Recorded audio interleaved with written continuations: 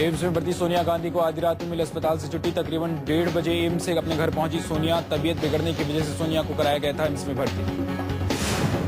सोनिया गांधी को सीने में दर्द और सिर दर्द की शिकायत। दवा के रिएक्शन की वजह से बिगड़ी सोनिया की तबीयत। ईसीडी रिपोर्ट निकली दुरुस्त। डॉक्टरों ने सोनिया को दी आराम की सलाह। एम्स के निदेशक डॉक्टर आरसी डेका ने कहा कि सोनिया आप पूरी तरह से स्वस्थ हैं और उन्हें घर भेज दिया गया है। दवा के रिएक्शन की वजह से बिगड़ी थी उनकी तबीयत। सोनिया को एम्स से छुट्टी मिलने पर कांग्रेसी नेताओं ने राहत की सांस। देर रात तक एम्स में जमे रहे कांग्रेसी नेताओं ने भी सोनिया के घर पहुंचने पर जताई खुशी। सोनिया की तबीयत रात 8:15 बजे खराब हुई थी। 9:15 बजे उन्हें एम्स में भर्ती कराया गया। 10:10 पर डॉक्टरों ने सोनिया को किया आईसीयू में शिफ्ट और रात 1:30 बजे सोनिया को मिली घर जाने की इजाजत। खाद्य सुरक्षा बिल पर वोटिंग के दौरान सोनिया गांधी की बिगड़ी थी तबीयत। संसद से निकलते वक्त असहज हो गई थी सोनिया गांधी। राहुल और कुमारी शैलजा के साथ पहुंची थी एम्स। सोनिया गांधी की तबीयत खराब होने की खबर मिलते ही गांधी परिवार का हर सदस्य पहुंच गए एम्स। बेटी प्रियंका गांधी, दामाद रॉबर्ट वाड्रा सोनिया के इलाज के दौरान रहे मौजूद।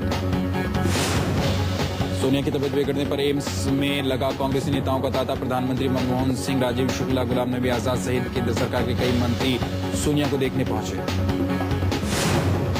यूपी चेयरपर्सन सोनिया गांधी की तबीयत बिगड़ने से विपक्ष ने भी चिंता जताई है। विपक्ष ने सोनिया के स्वास्थ्य के लिए कामना की है। अस्पताल में छुट्टी मिलने पर जताई विपक्ष ने खुशी। कांग्रेस अध्यक्ष सोनिया गांधी की छुट्टी मिलने से दिल्ली पुलिस ने भी ली राहत की सांस। सोनिया के एम्स में अचानक भर्ती से मच गया अफरा तफरी का माहौल। एम्स में दिल्ली पुलिस ने लगा दिया था पहरा। लोकसभा में कांग्रेस का game changer food security bill pass. सरकार ने जताई खुशी। अब राज्यसभा में पेश करने की तैयारी में सरकार। फूड सिक्योरिटी बिल के पारित होने से अब 67% आबादी को मिलेगा सस्ता अनाज। इस बिल से सरकारी खजाने पर करीब 1,24,000 करोड़ रुपए का बढ़ेगा बोझ। लोकसभा में भोजन की गारंटी बिल पास होने पर सत्ताधारी कांग्रेस पार्टी ने जताई खुशी। देश की सभी पार्टियों को दिया धन्यवाद। राज्यसभा में भी पास होने की जताई उम्मीद।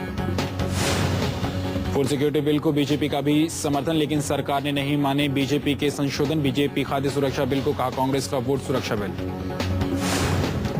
आरजेडी नेता लालू प्रसाद यादव ने फूड बिल को बताया क्रांतिकारी पहल। बीजेपी पर किया करारा व्यंग। कहा बीजेपी है प्याज बेचने वाली पार्टी।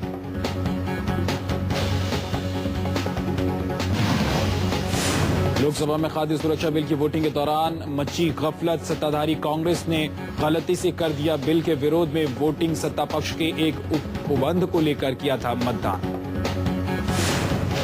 लोकसभा में नेता प्रतिपक्ष सुषमा स्वराज ने गलती से संशोधन समझकर विरोध में किया था मतदान। सुषमा की गलती की वजह से कांग्रेसी नेता से भी हुई गलती। लोकसभा में बिल पर गलत मतदान पर जमकर मचा हंगामा। कांग्रेस फिर से मतदान पर अड़ी, लेकिन बीजेपी दोबारा मतदान कराने से इनकार कर रही है।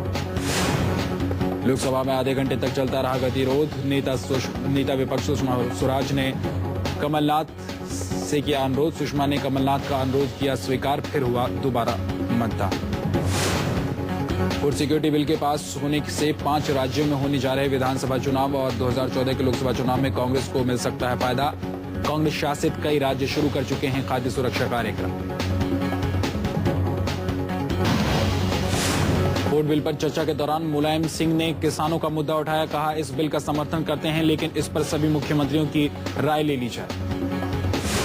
मुलायम के मुताबिक फूड बिल से राज्यों पर बोझ पड़ेगा। इससे निपटने के लिए मुख्यमंत्रियों से बात की जानी चाहिए। राज्य पर जो बोझ पड़ेगा वो संसाधन कहां से लाएंगे, बिल पर इसका जिक्र नहीं है। मुलायम सिंह यादव ने कहा कि राज्यों के मुख्यमंत्रियों की अनदेखी की गई है। बिना सलाह लिए बिल को तैयार किया गया है। उन्होंने गरीब रेखा और गरीबों की संख्या पर भी सवाल उठाए। बीजेपी नेता डॉक्टर मुरली मनोहर जोशी ने सरकार की मंशा पर सवाल उठाते हुए कहा कि फूड बिल सरकार दूसरे कार्यकाल के चौथे साल ही क्यों नहीं लाई। ये फूड सिक्योरिटी बिल नहीं, वोट सिक्योरिटी बिल लाई है। विपक्ष की ओर से सबसे पहले बीजेपी नेता मुरली मनोहर जोशी ने बिल की कई खामियों की ओर इशारा किया। उन्होंने कहा कि सरकार इस बिल को लाने में जल्दबाजी कर रही है। बिल में कई खामियां हैं।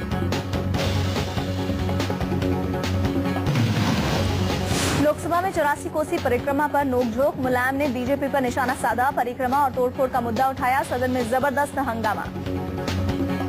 ये न तो संविधान मान रहे हैं, उन्हें न्यायालय की बात मान रहे हैं। और यहाँ आकर के हमारे दफ्तर को तोड़ दिया। इससे गंभीर बात क्या हो सकती है?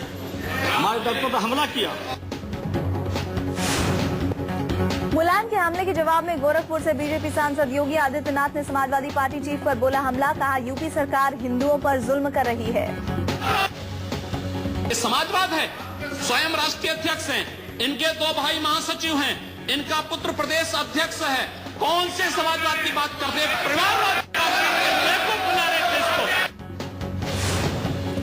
राजनाथ सिंह ने यूपी सरकार पर बोला हमला। कहा सूबे में जब जब समाजवादी और बीएसपी की सरकार होती है तब तब सांप्रदायिकता फैलती है।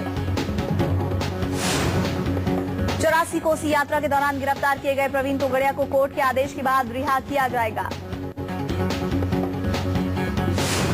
84 कोसी परिक्रमा को लेकर जम्मू में भी प्रदर्शन। वीएचपी कार्यकर्ताओं ने अखिलेश सरकार के खिलाफ नारेबाजी की।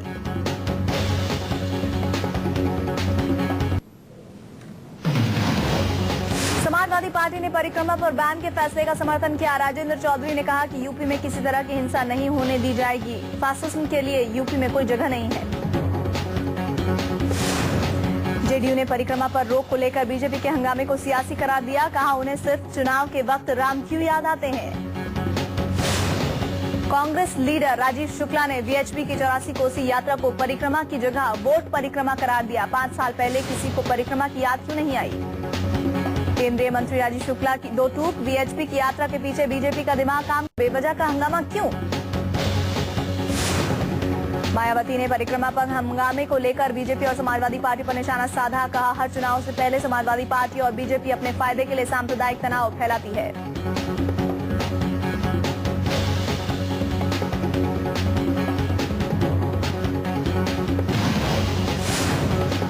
कांग्रेस लोकसभा में फूड सिक्योरिटी बिल को पास कराने में रही सफल। एआईएडीएमके ने किया था बिल का विरोध। जयललिता ने केंद्र सरकार पर खाद्य सुरक्षा बिल में खुद के सुझाए संशोधन को शामिल नहीं करने का लगाया आरोप। जयललिता ने कहा कि इसमें लगाए गए अधिकतर संशोधन तमिलनाडु को फायदा नहीं पहुंचाएंगे। भोजन की गारंटी बिल पर सभी पार्टियों की बनी आम राय। विपक्ष के साथ साथ जेडीयू, बीएसपी और सपा ने किया बिल का समर्थन। कांग्रेस ने अपने सभी सांसदों को 3 लाइन व्हिप जारी कर सदन में उपस्थित रहने को कहा था ताकि बिल को पास करवाने में कोई दिक्कत न आए। बीएचपी की 84 कोसी यात्रा को लेकर दोनों सदनों में जबरदस्त हंगामा हुआ। राज्यसभा और लोकसभा की कार्यवाही कुछ वक्त तक के लिए स्थगित करनी पड़ी। बीएचपी ने 84 कोसी परिक्रमा पर पाबंदी लगाए जाने और नेताओं की गिरफ्तारी के खिलाफ देश में प्रदर्शन शुरू करने का किया ऐलान। दिल्ली में प्रदर्शन के दौरान हिंदू सेना और बीएचपी वर्करों पर बरसे डंडे। दिल्ली में जंतर मंतर पर बीएचपी बजरंग दल का विरोध प्रदर्शन। अखिलेश सरकार के खिलाफ धरना। दिल्ली पुलिस के साथ भीड़ की झड़प, पुलिस पर पत्थरबाजी। 84 कोसी परिक्रमा पर बैन के खिलाफ मुंबई में भी बीएचपी वर्करों ने किया प्रदर्शन। यूपी सरकार के खिलाफ नारेबाजी। लखनऊ में भी 84 कोसी यात्रा रोके जाने के खिलाफ विरोध में किया गया प्रदर्शन। अशोक सिंघल ने अखिलेश सरकार पर देश को गुमराह करने का लगाया आरोप। कहा 18 अक्टूबर से आंदोलन शुरू करने का ऐलान। बीजेपी ने परिक्रमा यात्रा पर बैन का किया विरोध। नकवी बोले अयोध्या में परिक्रमा नहीं होगी तो और कहां होगी। क्या सरकार यात्रा के लिए नई तारीखों का ऐलान करेगी।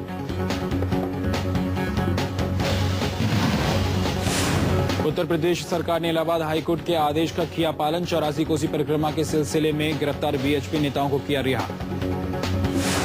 रिहा के बाद बीएचपी नेता अशोक सिंघल पहुंचे दिल्ली। 84 कोसी परिक्रमा में शामिल होने के लिए जा रहे सिंघल को लखनऊ एयरपोर्ट पर किया गया था गिरफ्तार। भोपाल में भी बीएचपी वर्करों ने विरोध प्रदर्शन किया। अखिलेश सरकार के खिलाफ नारेबाजी की। यूपी सरकार के नुमाइंदों के पुतले फूंके। मुंबई गैंगरेप की जांच कर रही पुलिस ने किया खुलासा कि वारदात में शामिल मुख्य आरोपी कासिम बंगाली और उसके गैंग ने पिछले 1 साल में मिल कंपाउंड में 4 और महिलाओं के साथ रेप किया था। बंगाली को रविवार को गिरफ्तार किया गया था। आरोपी के मुताबिक उसने शक्ति मिल में कूड़ा बटोरने वाली 4 औरतों का पिछले 1 साल में रेप किया था।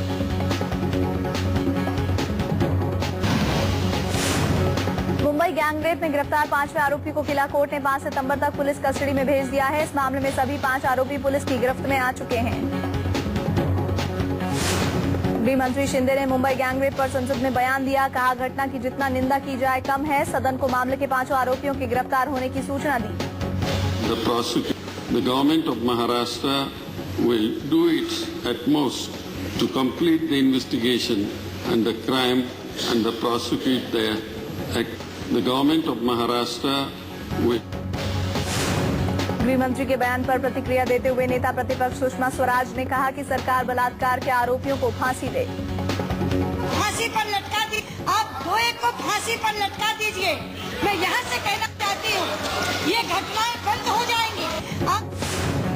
सुषमा स्वराज ने दिल्ली गैंगरेप मामले में फैसले पर देरी को लेकर उठाए सवाल। कहा, अगर रेपिस्टों को सख्त सजा दी जाए तो इस तरह के मामले में कमी आएगी। इश्यूस्ली की कोई समय सीमा है या नहीं, लेकिन मुझे दुख है।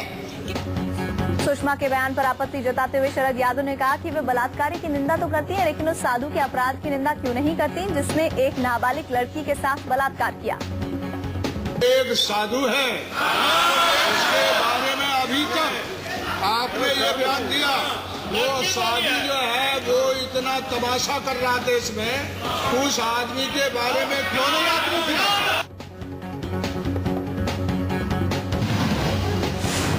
नाबालिग से बलात्कार के आरोप में घिरा आसाराम को थोड़ी राहत मिली है। जोधपुर पुलिस ने आसाराम के खिलाफ रेप का केस वापस ले लिया है। रेप की पुष्टि नहीं होने की वजह से आसाराम के खिलाफ धारा 376 के तहत दर्ज मामला वापस ले लिया गया है। उनके खिलाफ यौन उत्पीड़न और छेड़खानी की कोशिश का मामला चलता रहेगा। आश्रम में नाबालिग लड़की से रेप के आरोप में फंसे आसाराम बापू को जोधपुर पुलिस ने 4 दिन के भीतर हाजिर होने का आदेश दिया है। जोधपुर पुलिस नोटिस लेकर अहमदाबाद पहुंची। 30 अगस्त तक आसाराम बापू को जोधपुर पुलिस के सामने पूछताछ के लिए पेश होना होगा। इस बीच चिंदवाड़ा और शाहजहांपुर गई पुलिस टीमों ने भी जांच शुरू कर दी है। आसाराम ने इंदौर में प्रवचन के दौरान दी सफाई। उन्होंने कहा कि वो इस मामले में अग्रिम जमानत नहीं लेंगे, सच खुदा ही सबके सामने लाएगा।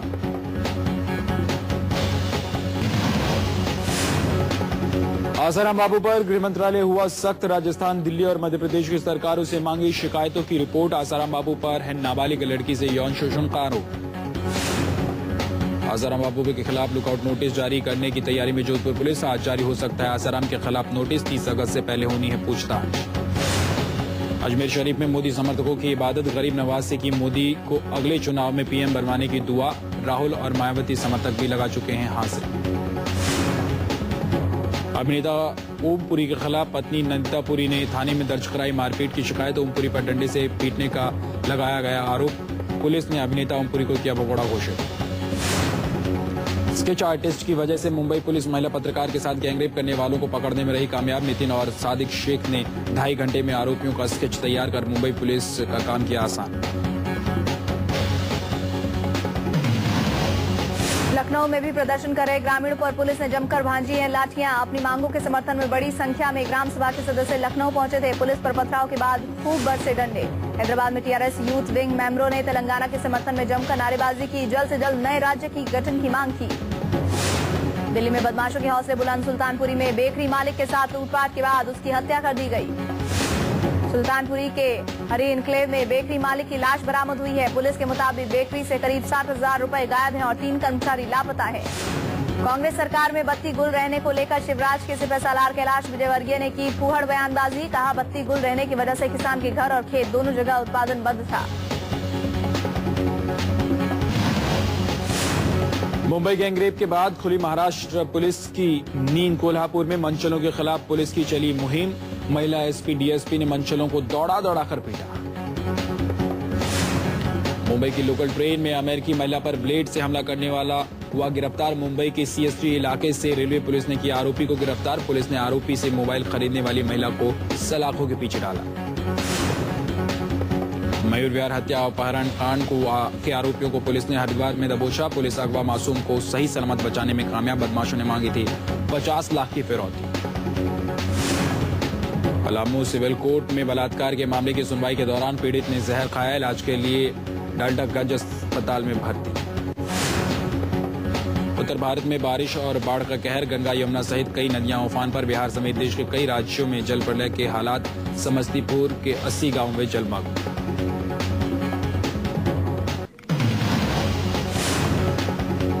उत्तर भारत में बारिश और बाढ़ का कहर थमता नजर नहीं आ रहा। उत्तर प्रदेश और मध्य प्रदेश के कई इलाकों में जल प्रलय के हालात हैं।